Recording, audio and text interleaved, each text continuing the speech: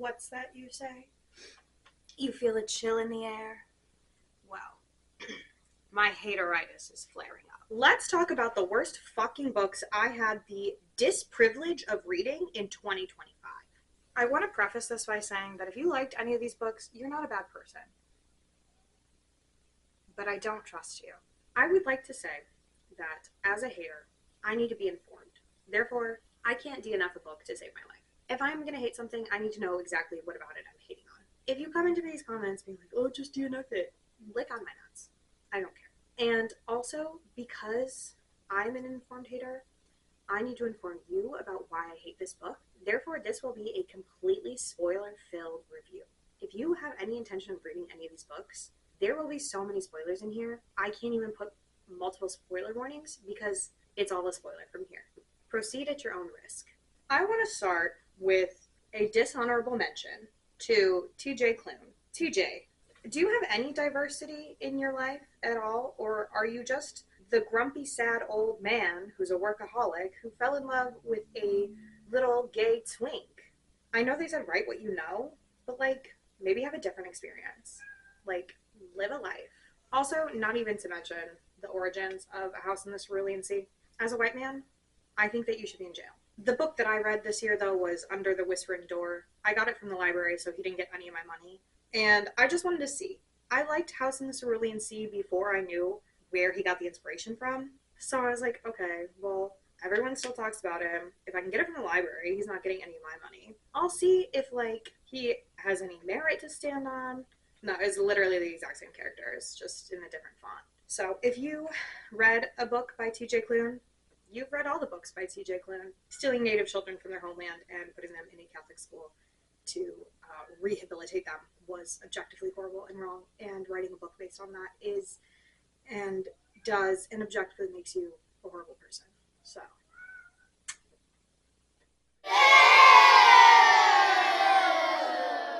Alright, moving on. Let's get into the 1 stars. There were not as many 1 stars as there were 5 stars, which is good for me. There have definitely been a couple years that I feel like I read books just because I had them and I purchased them and they were sitting on my shelf and I was like, well, I should read this, and not just because like I wanted to anymore. Not a bad year for books for me. There were not a lot that I read that I didn't like, especially ones that I chose for myself. I am going to start with How My Neighbor Stole Christmas by Megan Quinn. Megan, babe, girl, number 1, have we ever met a person of color? Because you didn't write about any of them. And I know that they celebrate Christmas too. And they would probably love to live in a little Christmas town. But you really leaned into the white Christmas of it all. And number 2, about a third of the way through the book, I had to Google you. Because I thought that you were an AI author.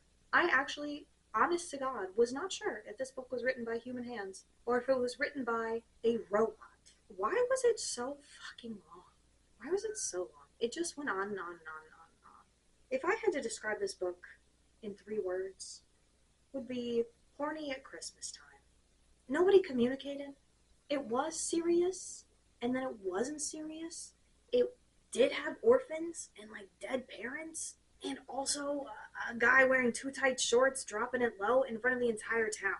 Don't ask me to take you seriously if you're not taking you seriously. It's fine to have a silly goofy time, but let it be a silly goofy time. Have the serious times, but you can't overcorrect into the unserious times and expect me to still take the serious times seriously. Also, I will say about 80 pages into the book. Hello. Are you slandering the best book I haven't finished reading of 2026? You've read 1 book in 2026. I get this on that one. Did you read another book this year or no? No. I didn't think so. No, you did. It was the Bending the Rules one. Oh yeah, but that one was so bad. How My Neighbor Stole Christmas is not that bad. I know, because you're horny at Christmas time. Yeah. Go close the door. Before I was interrupted, I wanted to say, about 80 pages in, I realized that the word nipple had been used a multitude of times, and not in a sexy way. Okay? Like, I understand when it's in a sexy way, but it was not in a sexy way. I did restart the book 80 pages in just to get a nipple word count for you guys. It clocked in at 39 times. The word nip, nips, or nipple was used. I think even the first sentence uses it. You know, you never truly get over the first pucker of your nips when that mountain air hits you. So that's the tone of the book. And also, dead parents. Like, please pick a lane. I will say that book was sitting at a 2 star until I got to the epilogue. And, okay, I may speak freely. I closed the door so Dominic can't hear me. I need to stop moving while I talk. It was sitting at a 2 star review until I got to the epilogue when you find out that Story and Cole have a baby together from their like one season of fucking nonstop. And like, hey, it's fine to have a baby, live your life. But like they never talked about it. They never talked about anything serious at all ever. They just talked about when the next time they could fuck was. And like Cole's going through his traumatic past of his parents dying when he was 18. Like, have a fucking conversation for the love of God. And they just never did. And so it was like the accidental pregnancy trope. And it's so stupid because it was just thrown in at the end. Like, just talk. Just talk to each other. Hey, we're having a fuck ton of sex. I know you're on birth control, but the way that we're fucking nonstop, no birth control in the world can stop you from having a pregnancy at that point. I didn't talk about the plot of this book. So, basically, the two main characters, Story and Cole. I'm not fucking lying. They both grew up in this town called, like, Kringletown or whatever. It is a Grinch retelling, okay? Also, Stinky gets her dinner in 22 minutes, so she is just whining. Ignore her, she's fine. So they grew up in Kringletown or whatever. Story's Aunt Cindy is like her grandmother figure, and she is the one that lives in Kringletown. They live right next to Cole and his parents. Growing up, every year, this Christmas town, it's a literal Christmas town. Like, they celebrate Christmas 24/7. And this, like, every year they do, like, a Christmas town competition of, like, who's Mr. Kringle. And they're the mayor of this town, Bob Kringle. He's like Santa Claus. And his wife is Mrs. Claus. And they put on these little costumes and they pretend to be Santa and Mrs. Claus. And, like, it's crazy, okay? Crazy. When Story is 18, she's volunteering in the, like, Christmas town thing or whatever, and she is 18. I cannot stress this enough. She's a child. She has never left her hometown. She's 18, and she doesn't want to be in front of all of these people, and she's really nervous, and she trips, and she accidentally pushes someone into a lake. We've all been there. It happens, right? The entire town ridicules and mocks this literal 18-year-old child for accidentally throwing someone in the lake. You're adults. She's fine. Anyways, Story is really upset and really pissed off, and she goes and sits next to Cole on his porch, and she's complaining about how much she hates this town and everything. She just can't wait to leave, and she hates this town so much, and blah, blah, blah, blah, blah. Meanwhile, Cole's parents literally just died. I'm not kidding! He literally just got the call that, like, they can't find his parents. There's a really bad snowstorm. They can't find him, and I think they're dead. So he's just like, yeah, okay, whatever. And then she leaves. She leaves the town, and she never comes back. And Cole hates her for the next 10 years because she hated her hometown at 18 years old because they all made fun of her because she made a mistake. So 10 years later, her Aunt Cindy breaks her hip, and her and her sister have to come back to Kringletown and nurse Aunt Cindy back to health. Story's sister is a nurse, how convenient, so they're both taking care of Aunt Cindy, and Aunt Cindy is really bummed that she can't participate in the Christmas Kringletown competition this year because of her broken hip. Aunt Cindy registers Story and, like, forges her signature and forces her into this competition to, like, win the crown on Cindy's behalf of her old, decrepit, broken-hipped old lady ass. Story does not want anything to do with this because, like I said, 10 years ago, the town made fun of her relentlessly for accidentally throwing someone in a lake.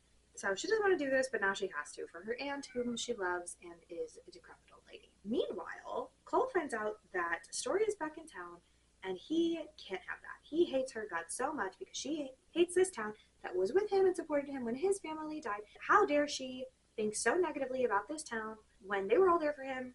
By the way, she has no idea that his parents died. Let's get that out of the way. She has no idea that that happened. She has no idea what happened since then because she hasn't come back to town in 10 years. The amount of miscommunication in this book is astronomical. So Cole decides, out of spite, to enter the Christmas Kringle competition. They start their competitions, they're like really going at each other, they're neck and neck, blah blah blah, very much like hating each other. Cole decides that it would be fun to convince the town that he is still in love with Story and that she keeps turning him down and not going on dates with him so that he can get a sympathy vote from the town for his Christmas Kringle competition. Story, innocent victim in all of this, I might add, decides to flip the script and say yes, and then they go on a fake date. and then they real kiss. And then things ensue. They're going through all the competitions. Her car breaks down. He shows up and helps her. They finally fucking communicate for once in their lives. And then they're like, oh, he's not so bad. And then that night, they fuck.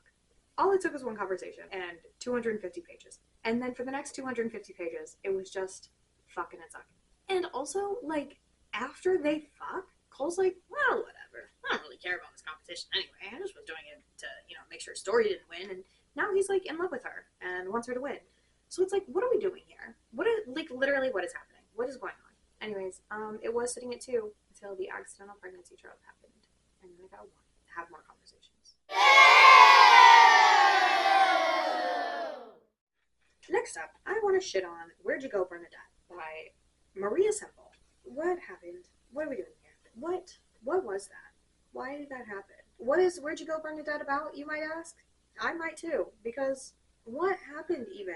Like, Where'd You Go, Bernadette is about a mother-daughter duo, Bee and Bernadette. Bernadette is, like, crazy, but, like, is she really, or is she just a woman? Bee's father is just a guy who works at, like, Microsoft. They have a complicated family, not really, because they're all, like, super rich and privileged and smart, and so they just kind of, like, exist, and people hate them because they're, like, a little quirky.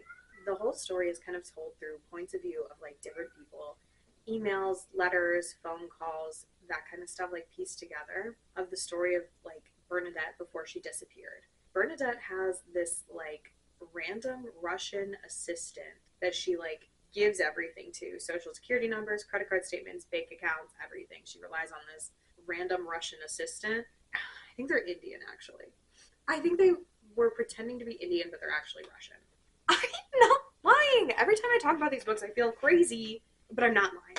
Bee made a deal with her parents that if she got, like, really good grades, they would have to take her on whatever vacation she wanted to, and so she got the grades, and she wanted to go on a cruise ship in Antarctica.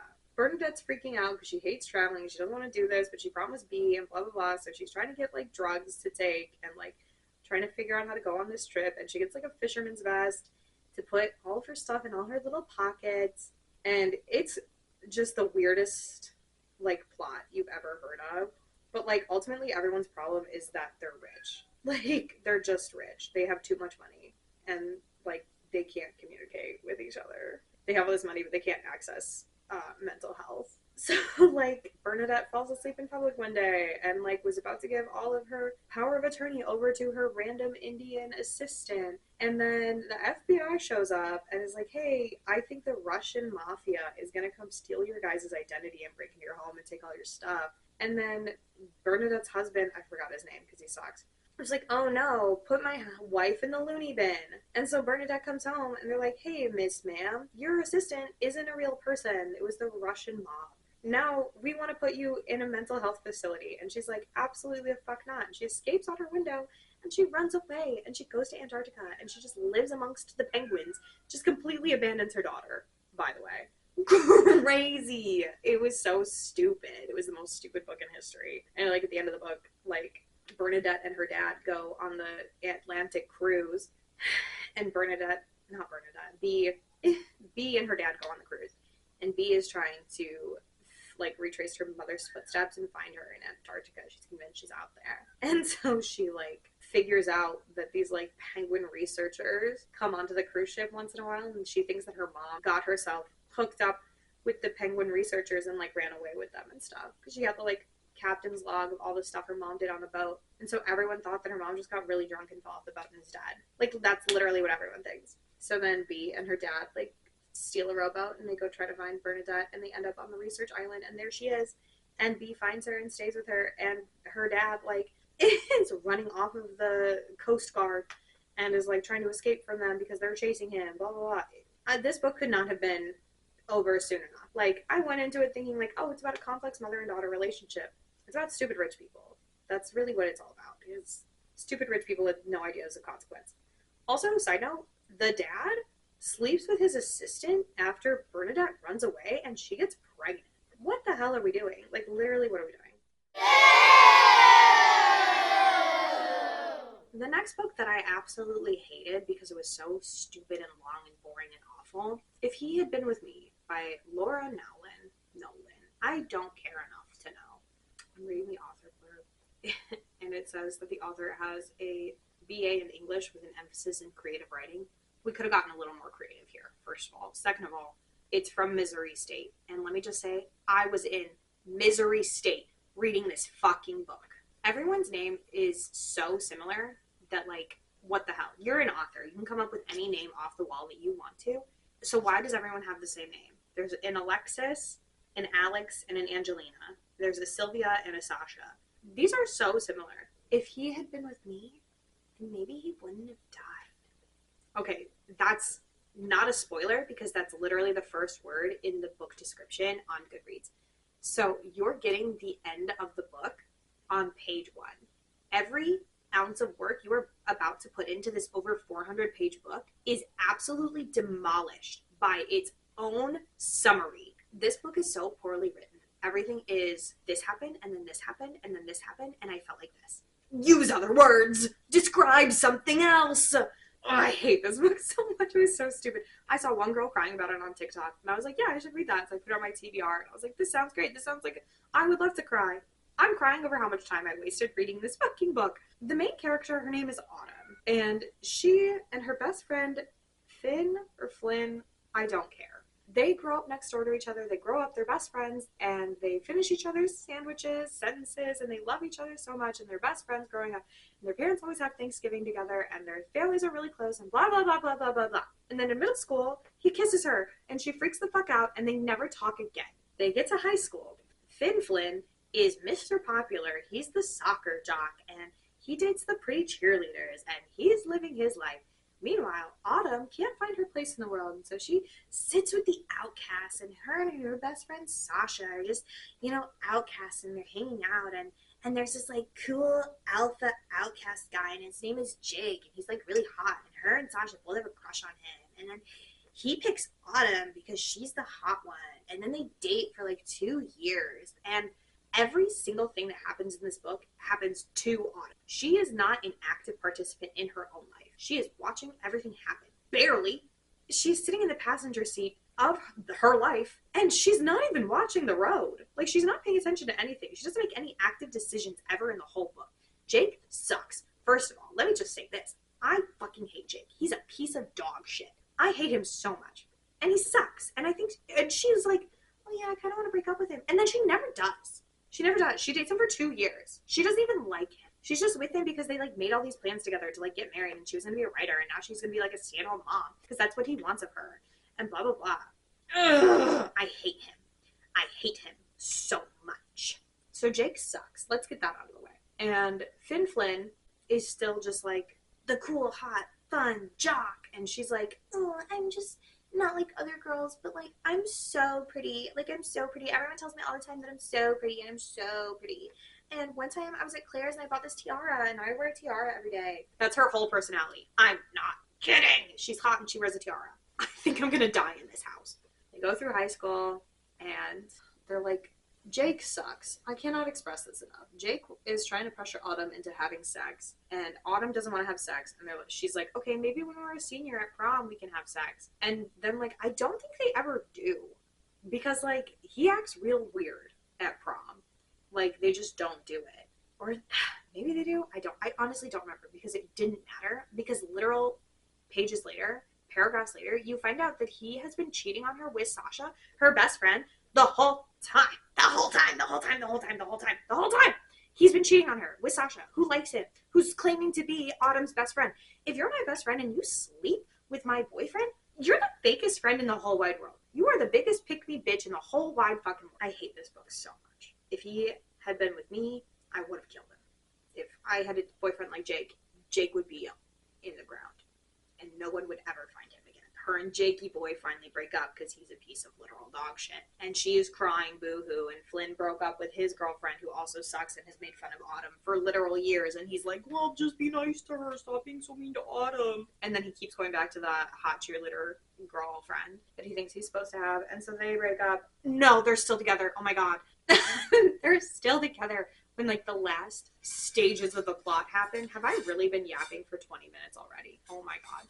So they're still together when the final scene happens. Flynn, Finn, and Autumn decide they're in love with each other and they just wasted the last 4 years of their lives. So they have sex, and then he feels so bad about it because he's still in a relationship. And he's like, no, I have to go break up with Claire. I don't remember her fucking name. We're going to call her Claire. I have to go make this right with her. And so he is driving in the rain to go pick her up from the airport to have a talk with her. And while they're driving home, it's pouring down rain, and the car, like, skids, and he hits, like, an electrical post, and he's electrocuted, and he dies. Like it said he would on the first page. Flynn Finn is dead. Autumn wants to kill herself, and then she kind of tries, and she ends up in the hospital, and they're like, oh, Autumn, when was your last period? She's like, I don't know. She's pregnant. She's pregnant. She's pregnante. Also, another couple from her friend group, the Weirdo Outcasts, they also had a teen pregnancy. Why are there 2 teen pregnancies in this book? What kind of freaky ass fetish is that? Why do you need 2 teen pregnancies? It's the same plot point happening twice. Degree in creative writing where? Because I'm still in misery state. I hated this book so much. It was so bad. If you want to read this, don't. Live your life. I can't tell you what to do, but if you read it, don't talk to me. I have, let's see, 3 books left, and they're all competing for first place of the worst book I read in 2025. One is trauma porn full of lies. One is homophobia and Nazis. And the third is just garbage. I'm going to put The Wedding War at number 3, which is fucking generous of me. How very kind and generous and giving of me. The Wedding War by Liz Talley. Girl, this has a 4.0 on Goodreads. It must be by bots. Because, oh my god. I can't even begin to sum this book up. I read it so long ago, I hated it so much. So let's read the summary together. Save the date for this funny and poignant novel of family, friendship, letting go, and moving on by the award-winning author of Room to Breathe. Award-winning author. An award-winning author wrote this. Girl, give me Room to Breathe, because this was bullshit. Once upon a time, Melanie Layton and Tennyson O'Rourke were inseparable, but their friends forever promises, forever with a 4, by the way, were shattered when an explosive secret was revealed at Mel's wedding. A secret that destroyed a family. And you would think that this would be a secret that you could be like, okay, yeah, that was a really bad secret, but also I can understand forgiveness as a person with empathy and understanding. Hey, spoiler alert, you fucking can't. The secret is completely unforgivable. I need to relax. The two haven't spoken for the past 20-some odd years, and they'd be happy if they never crossed paths again. But now, Mel's daughter and Teeny's son have fallen in love and announced their engagement, which means the 2 women must tolerate one another and play nice long enough to plan their children's dream wedding. From the beginning, they clash. Melanie imagines a classy, elegant event, keeping with tradition. Teeny's vision is a bit more extravagant, and, thanks to her habit of marrying well, she's got the cash to plan the flashiest wedding of the season. Complicating matters are the men in their lives. Tennyson's falling for the wrong guy, and Melanie is trying to hold on to a failing marriage. Amid the flurry of cake tastings, dress fittings, seating charts, and bridal showers, Mel and Teeny confront their past mistakes. With 20 years of pent-up drama, when the day of the wedding finally arrives, their friendship might just be something old and something new. So you're thinking to yourself, Bradley, that doesn't sound bad. That sounds so fun and cute and sweet and fun and whimsical and just like silly, goofy girl time. Yeah, I fucking wish. Boy, do I fucking wish. I want like a Grace and Frankie level, cute, mature women drama llama mama. What I got was full of rage. I'm so mad. This book was so stupid. Oh my god. First of all, Teeny, Tennyson, she is like, you know, she didn't grow up rich. She grew up like pretty poor. And like Melanie grew up very well off and like went to refinery school and all that bullshit. Whatever. They're 2 sides of, you know, different coins. They're like best friends growing up. Tennyson is like new money, but like Melanie's old money. Again, the problem is rich people. Let's just get that out of the way. Melanie married her high school sweetheart. I think probably because she was pregnant. Let's be honest. Because why else do rich people marry young? Because they got pregnant and they can't afford the scandal of an abortion. Meanwhile, Tennyson, I think, also tried to sleep with Melanie's husband at one point. I don't remember, honestly, because the ball drop that I do remember of this book is so all encompassing and overwhelming and completely overshadows every other plot point of this book. And it's so unforgivable. Like, ugh. Let me try to keep summing this god awful thing up. Melanie and Teeny hate each other, and then their children have fallen in love.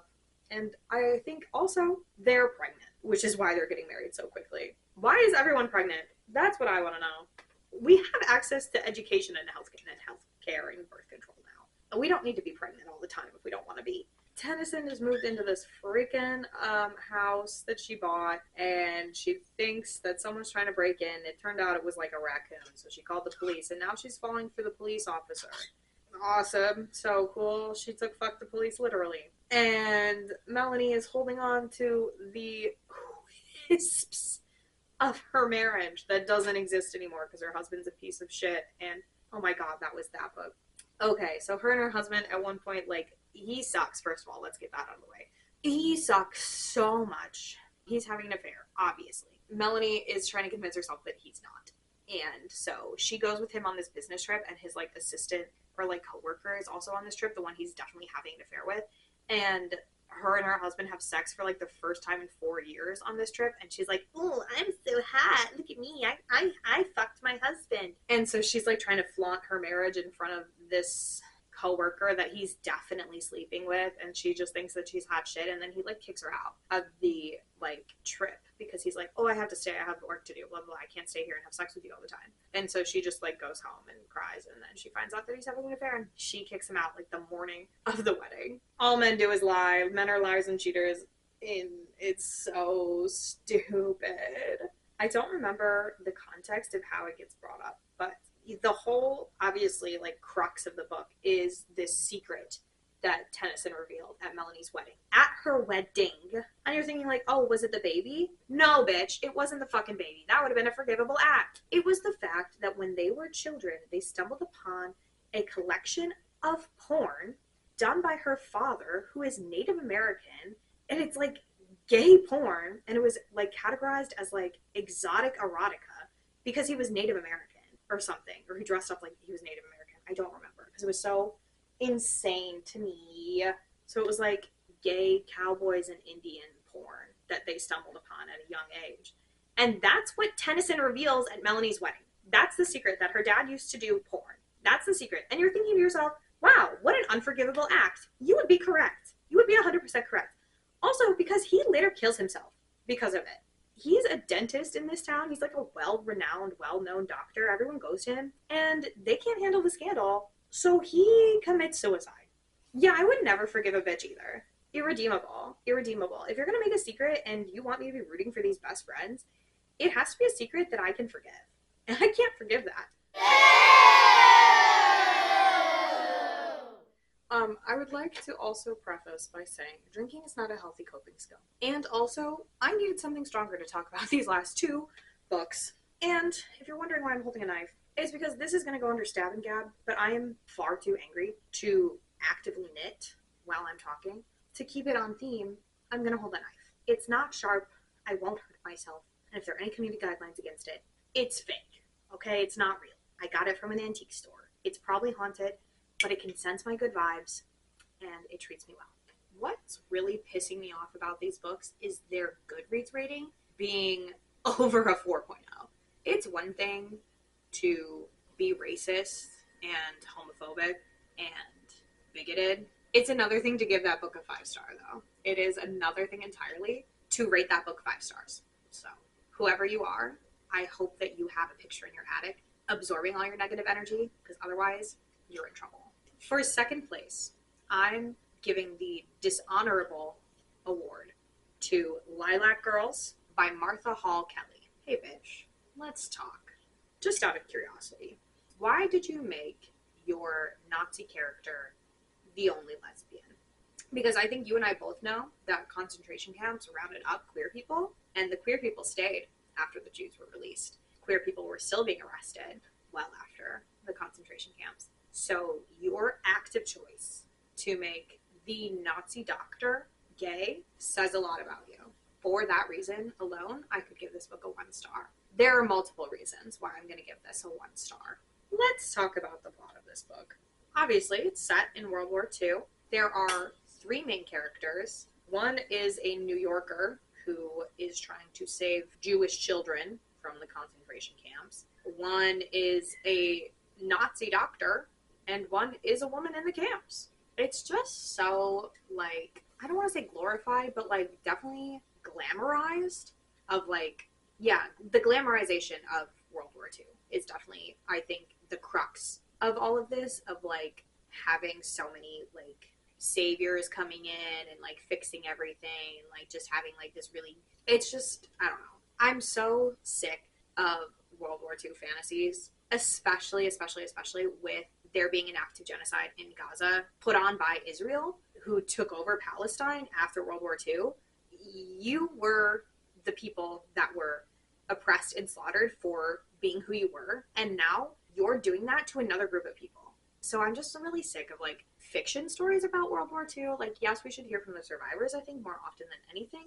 And also, we should be able to take what happened then and use our brains, the thing in your head, to talk about the real world context and consequences of that time period. Something like that would cause generational trauma, which is now causing more generational trauma just to brown people instead. What a side tangent. Anyways, this book fucking sucked. Let's refocus. The tragedy of World War II and concentration camps is immeasurable. It feels unnecessary to make fiction about it when the reality is so much worse than we could ever think about, that it almost feels like fantasizing about the harm that happened.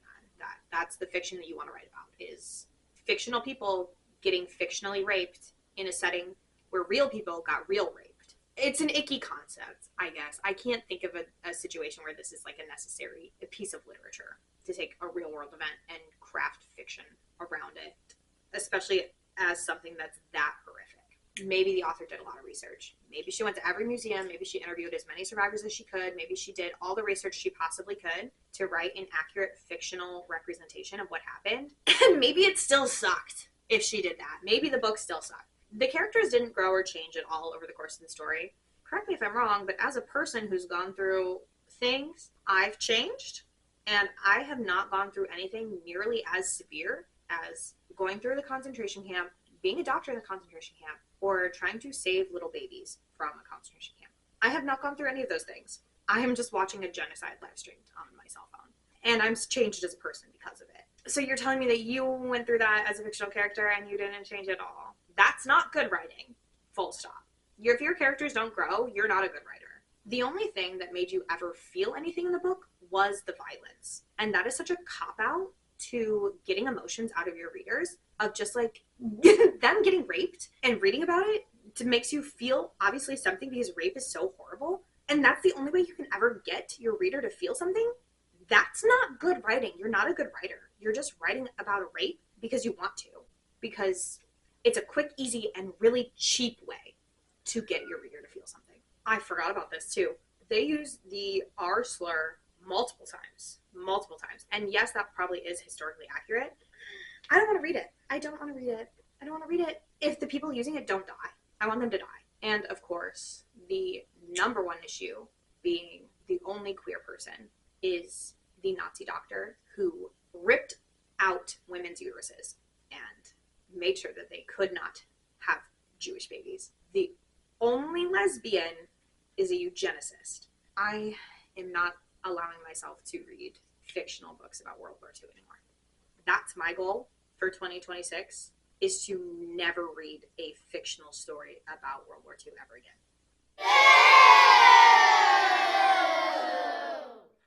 The way I can talk for hours about books I hate should be studied. I decided to dishonor Running with Scissors by Augustine Burroughs at number 1 of the worst fucking books I read in 2025, because it had real life consequences.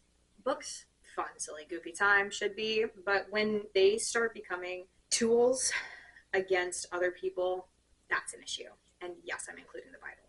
When your book gets sued for defamation and you can legally no longer call it a nonfiction memoir, you lose every sense of credibility.